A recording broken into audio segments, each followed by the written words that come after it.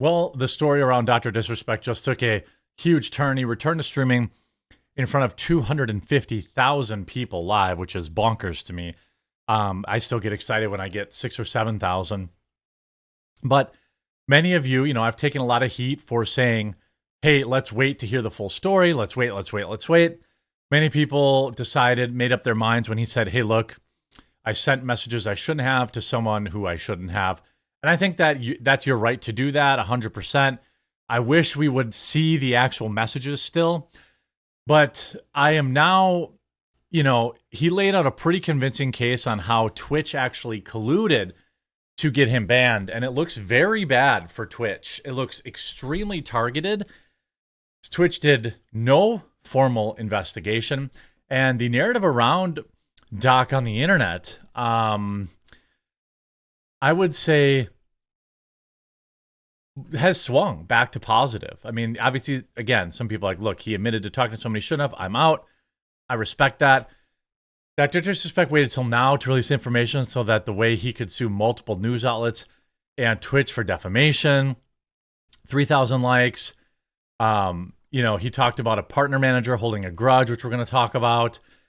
He was never found guilty of anything, which we knew that was also true. There is a lot of big takeaways here. Doc was never found guilty of anything. The individual who he was talking to didn't even want to file a report with Twitch, but Twitch pushed them to do so. And a lot of this was spearheaded by his old Twitch partner manager. After Doc requested he be fired or requested he be reassigned, they never looked at the age of consent of the individual that they were talking to. It was very, very, very interesting. So here are some of the big takeaways in his 10 or 15 minute response. You guys tell me if you think this was coordinated. The person that he was talking to, first of all, law enforcement never cared about this. They were sent these communications. Law enforcement never pressed any charges. Law enforcement never talked to Doc, never talked to the person that he was talking to. None of that ever happened. There were no, what's the word for it? There were no sexting ever happened. No charge. No legal analysis was ever done by Twitch. The person he was talking to was technically over the age of consent. There were never any plans to meet, regardless of what has been said about him. They never met ever in life. There was a narrative about him wanting to meet up with TwitchCon. That never happened. Trust and Safety lied. They internally, and I would say if Doc is saying this, it's probably true, because if he was lying, he'd be in big trouble. Think about, these are two big bombshells. They internally admitted that the whispers he sent were in fact not sexting. The same employees also internally acknowledged that the messages were not sexual in nature. Okay, why'd they fire him? They also admitted that no spicy photos ever were exchanged and no spicy messages.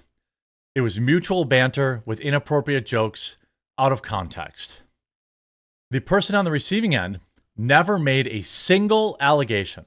The person he was talking to never complained once, never said that they felt uncomfortable, never said, hey, this is not okay. Again, that's a little, like if they were 4 years old, they wouldn't know how to do that, but they were clearly 7. I'm guessing they were 17. Twitch never had a legal analysis ever done on the messages. On June 21st, Doc fired his partner manager. 2 months later at Twitch, that same partner manager was directly involved with getting Doc banned. The user who he was talking to refused to report it. The partner manager then bullied them into filing a report. Once that report was finally filed on the 24th, Twitch's internal investigators found no wrongdoing. This is why Doc probably got paid out.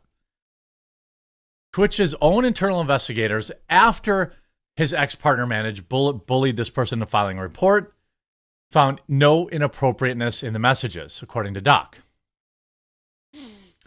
Once that his ex-partner manager found out that the internal review said nothing was wrong, that partner messenger then went through an end around and escalated the report anyway to Twitch's legal team. To a friend of theirs, by the way, on the legal team. Then that same person cherry-picked parts of the messages and sent them to their boss, who was on vacation at the time. And so they were unable to do any further investigation. They were unable to ask for more context. They were unable to find more context. And while on vacation, that person made the decision to terminate Dr. Disrespect from Twitch. Twitch then submitted a full report to law enforcement, and law enforcement indicated that there was no wrongdoing. There was never a single interview of Doc by Twitch or by law enforcement, the user in which he was sending messages to, or any law enforcement. Twitch never did a legal investigation. Twitch cherry-picked out-of-context messages, sent it to a guy on vacation who didn't have time to look it over, who made the decision to ban him, which is likely why Doc won his suit. When you look at the ongoing live stream of Dr. Disrespect, even as it sits right now, okay, there's still 80,000 people on there watching him. There is 83,000 likes compared to just 3,000 dislikes. 83,000 likes to 3,000 dislikes. I would be willing to bet you, it's probably too early to tell. Let's see. Over the period of time, Dr. Disrespect had lost 70,000 followers. Now, I don't know how updated this is. He's already gained 10,000 back as of right now. 4.61. Let's see if it's even more. I'm guessing based on the rigorous defense he had, he probably won most of his fans back. He's at 4.610 right now, I think. Let me check. The live counter is kind of weird when I squish the view. But he gained at least 10,000 of those 70,000 back. I suspect after the weekend he will gain almost all 70,000 back. Again, do I think, you had people like Asmongold responding to it. You had people like xQc saying that it was scary. xQc baffled by Dr. Disrespect's scary streaming video. Okay. You have Adin Ross having a meltdown, calling him the P word. He was obviously a creep or a weirdo, but he's not in jail. Asmongold responds to Dr. Disrespect, recent announcement. I think that's a fine position to have, by the way. But here's Adin Ross calling him the P word. He got caught in 8K. Adin Ross says Dr. Disrespect should turn himself into jail. Well, that's just dumb. People don't understand what that word means, okay? Were there inappropriate messages sent? Yeah, he admitted that. There was never any meetups. There were never any requests for meetups. There were never any spicy photos released or exchanged. There were never any requested. There were never any legal investigation by Twitch. There was never any legal follow-up from the person he was talking to. There was never a complaint issued. Seems like they coordinated to ban him, in my opinion. Were there Twitch whisper messages with an individual back in 2017? The answer is yes. Were there real intentions behind them? The answer is absolutely not. They were casual, mutual conversations that sometimes lean too much into the direction of being, bad or whatever. That was the original thing. Here you see, we never exchange any type of graphic text or images. So what else do people want? What else do people want? You're certainly welcome to, obviously, he will apply on September 25th to regain his monetization. I doubt that they will give it to him, but I would say given this, he didn't break any laws. They gave him a suspension. I think that they should remonetize him. People ask, now that you're monetized, you're going to be streaming YouTube again.